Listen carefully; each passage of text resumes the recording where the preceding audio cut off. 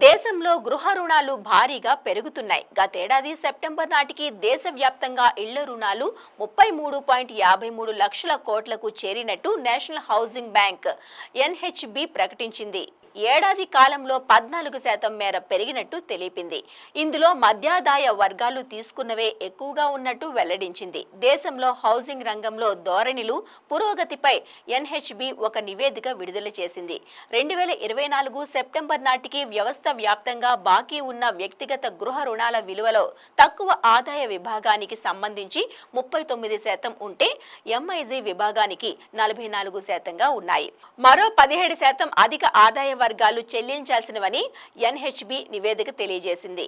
2024 మార్చితో ముగిసిన ఆర్థిక సంవత్సరం మొత్తం మీద 9.07 లక్షల కోట్లు వ్యక్తిగత గృహ రుణాలు మంజూరు కాగా 2024 ఏప్రిల్ నుంచి సెప్టెంబర్ వరకు 6 నెలల్లో 4.10 లక్షల కోట్లు జారీ అయినట్టు పేర్కొంది. హౌసింగ్ రంగం బలమైన వృద్ధిని చూపించినప్పటికీ రుణాల మంజూరులో ప్రాంతాల మధ్య నెలకొన్న అంతరాలు హెచ్ఎఫ్సీలకు పెద్ద సవాలుగా ఎన్హెచ్బి వివరించింది.